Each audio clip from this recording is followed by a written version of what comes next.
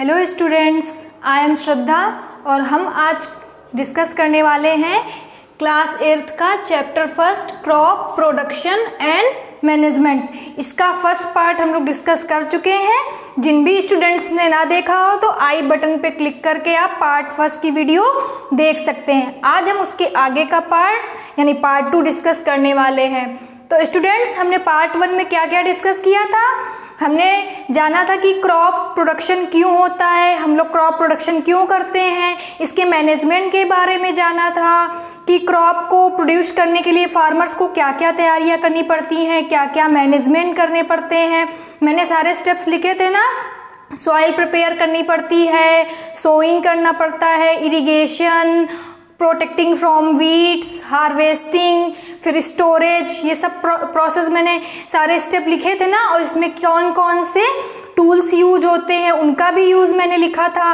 तो उसमें से कुछ पार्ट बाकी रह गए थे जिसका डिस्कशन हम लोग आज की वीडियो में करने जा रहे हैं। तो आगे क्या है स्टूडेंट्स, देखिए, एडिंग मैन्योर एंड फर्टिलाइजर्स। मैंने आपको मैन्योर और फर्टिलाइजर्स के बारे में बताया था ना। इनका क्या काम होता है हमारी क्रॉप प्रोडक्शन में? देखिए, the substance which are added to the soil in the form of, ये आपको देखना है, nutrients for healthy growth of plants are called manure and fertilizers. मतलब कि प्लांट्स को उनकी ग्रोथ के लिए, प्लांट्स हरे भरे रहें, उनकी हेल्थ के लिए हमें क्या देना होता है? मैन्योर और फर्टिलाइजर्स। क्योंकि हम लोग जब सॉइल में बार बार क्रॉप प्रोडक्शन करते रहते हैं, लगातार उसी सॉइल में क्रॉप को क्या है प्रोडक्शन करते रहते हैं, तो हमारी सॉइल की क्या है फर्टिलिटी पावर क्या है कम हो जाती है। इसीलिए हम लोगों को क्रॉप में क्या है मैन्योर और फर्टिलाइजर को टाइम टू टाइम ऐड करना होता है, जिससे प्लांट हेल्दी रहें, उनमें ग्रोथ हो, हमारी क्रॉप प्रोडक्शन ज़्यादा से ज़्यादा हो। इसीलिए हम लोग क्रॉप में क्या है फर्टिलाइजर और मैन्योर को ऐड करते हैं। जैसे कि हम लोगों को भी फूड की ज़रूरत होती है ना अपनी ग्रोथ के लिए, हमें हेल्दी रहने के लिए, हमें पावर मिले, तो हमारे भी फूड में कई सारे न्यूट्रिएंट्स होते हैं ना, लाइक कार्बोहाइड्रेट, फैट, विटामिन्स, ये सब होता है ना। ऐसे ही प्लांट्स को भी पावर की ज़रूरत होती है, तो उन्हें पावर किससे मिलती है? मैन्योर और फर्टिलाइजर से। अब एग्जाम्पल देख लेते हैं कि फर्टिलाइजर क्या क्या होते हैं। यूरिया, अमोनियम सल्फेट और पोटास, ऐसे और भी होते हैं। तो ये क्या है? कुछ फर्टिलाइजर हैं जो हम लोग क्रॉप प्रोडक्शन में प्लांट्स को देते हैं। ठीक है स्टूडेंट्स, अब नेक्स्ट पॉइंट देखिए क्या है, क्रॉप रोटेशन। इसका क्या मतलब है?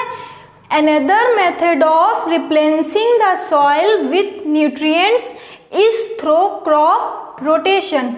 रोटेशन से मतलब आप समझ गए होंगे ना कि मतलब कुछ चक्कर में कोई क्रम होगा जिसके थ्रू क्रॉप होती होगी। तो क्या है, जैसे कि अगर हम लोग फर्टिलाइजर और मैन्योर नहीं देते हैं, फिर भी अगर हमारी सॉइल को फर्टिलिटी पावर अगर अच्छी करनी है तो क्या करते हैं हम लोग? क्रॉप रोटेशन करते हैं। मतलब हम लोग अल्टरनेटली लगातार फिर उस सॉइल में या उस पर्टिकुलर प्लेस में क्या है लगातार क्रॉप प्रोडक्शन नहीं करते हैं, कुछ टाइम के लिए उसको छोड़ देते हैं, फिर उसमें या तो कोई घास या ऐसे कोई पौधे लगा देते हैं जिससे क्या है सॉइल की फर्टिलिटी पावर अच्छी हो जाए। देखो इसमें दिया है ना, this can be done by growing different crops alternately.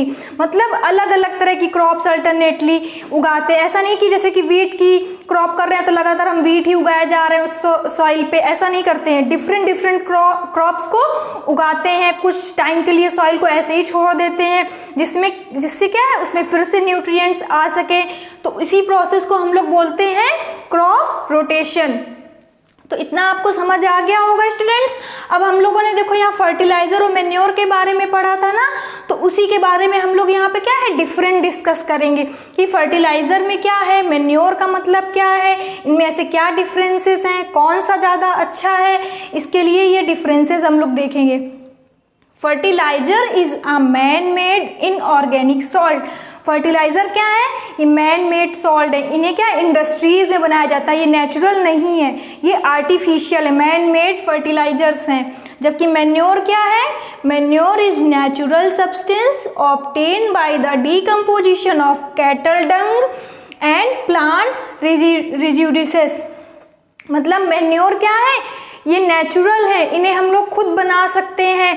Like cattle Dang, plants होती हैं, वेजिटेबल्स होती हैं, ग्रीन लीव्स होती हैं, इन्हें क्या है गड्ढे में या किसी एक जगह हम लोग इकट्ठा कर देते हैं, फिर कुछ दिनों बाद क्या है ये माइक्रो ऑर्गेनिज्म जो होते हैं इसमें इसको क्या करते हैं मैन्योर में कन्वर्ट कर देते हैं, इसमें ह्यूमरस होते हैं।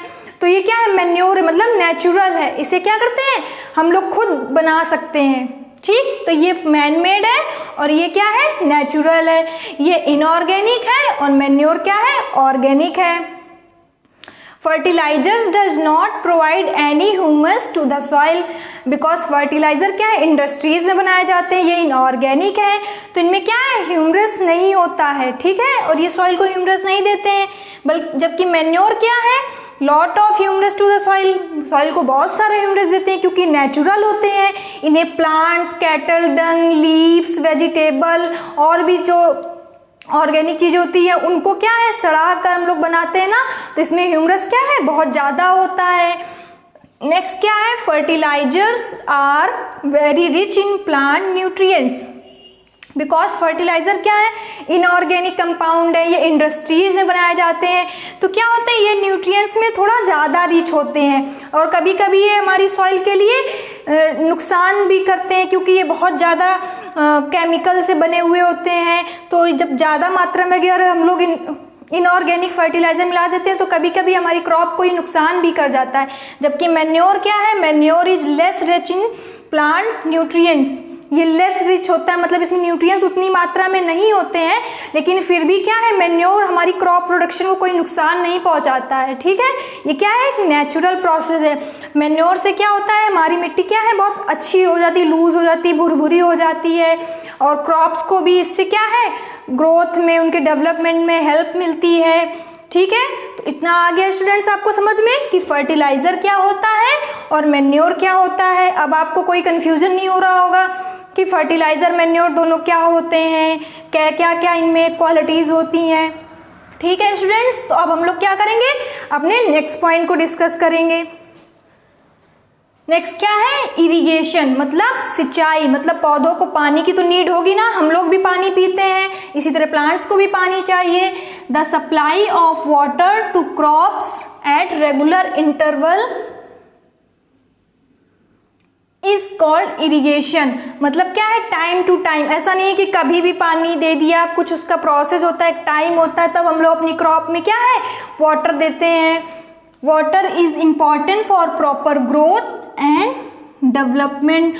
वाटर क्या है प्लांट्स की ग्रोथ और डेवलपमेंट के लिए बहुत ज़रूरी होता है। प्लांट्स की रूट क्या करती है वाटर को एब्जॉर्ब कर लेती हैं, जैसे हम लोग को भी वाटर की ज़रूरत होती है ना, वाटर के बिना तो कोई भी लिविंग बींग्स जीवित ही नहीं रह सकता है, वैसे प्लांट्स भी तो लिविंग बींग्स है ना, इसलिए उनको भी वाटर की ज़रूरत होती है। अब वाटर हम लोग प्लांट्स में कैसे देते हैं, ऐसे तो डायरेक्टली वो लोग पी नहीं लेंगे, तो उसके लिए कुछ क्या है मेथड्स हैं, कुछ ट्रेडिशनल मेथड है और कुछ मॉडर्न मेथड है। मतलब पहले के लोग कैसे पानी देते थे और अब कैसे दिया जाता है। तो ट्रेडिशनल मेथड देख लो, मोट पुली सिस्टम, मतलब गांव में देखा होगा ना आपने, कुओं से पानी निकालने के लिए घिरनी जैसा लगा होता है, उसको बोलते हैं पुली, मतलब उससे निकाल के फिर पानी देते हैं। और एक चेन पंप, मतलब पाइप फैला देते हैं, फिर उससे खेतों में पानी चला जाता है।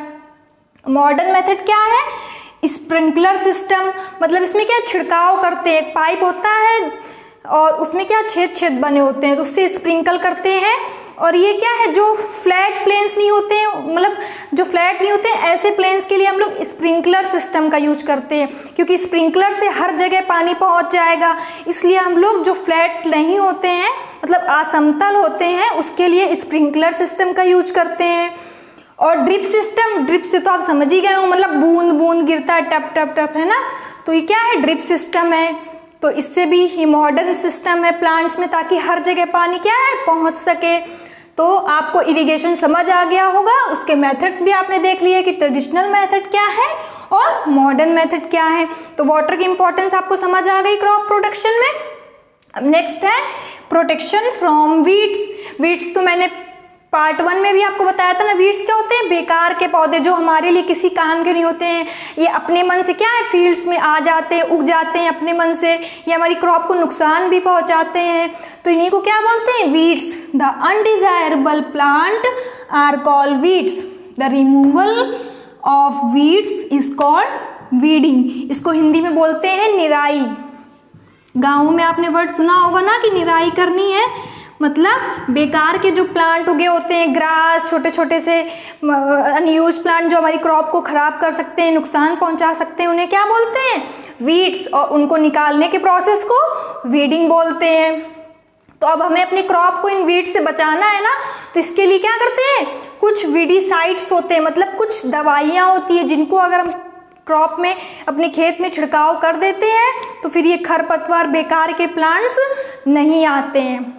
कौन सी है वीडिसाइड्स, 2,4D, मतलब ये क्या है, वीडिसाइड का नेम है। एक 2 है और एक 4-D।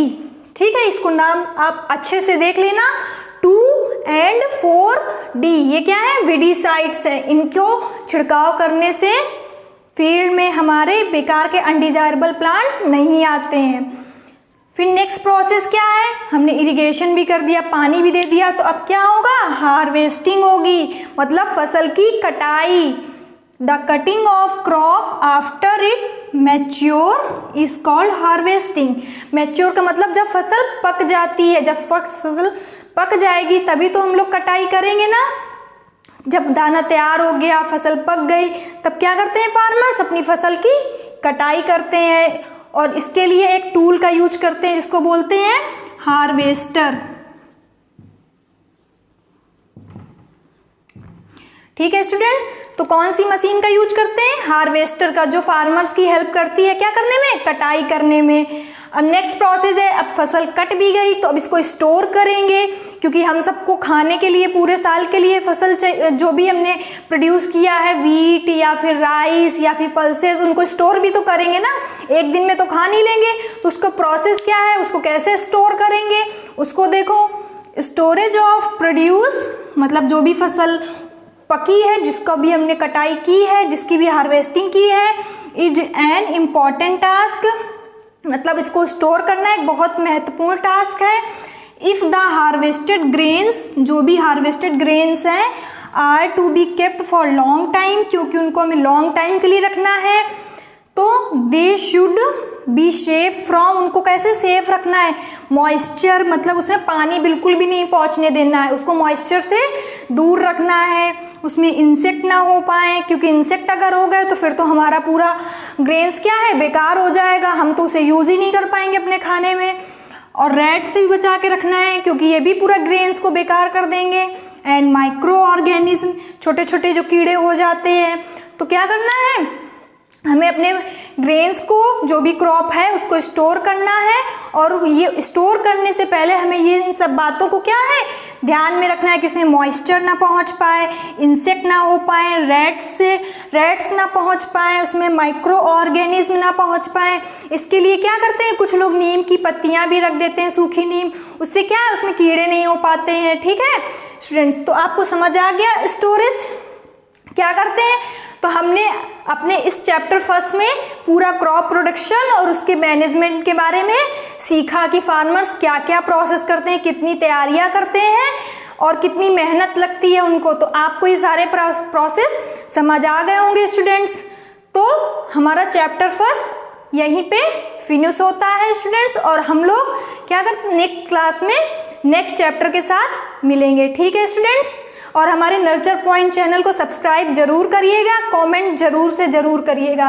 ठीक है स्टूडेंट्स, तो मिलते हैं नेक्स्ट वीडियो में।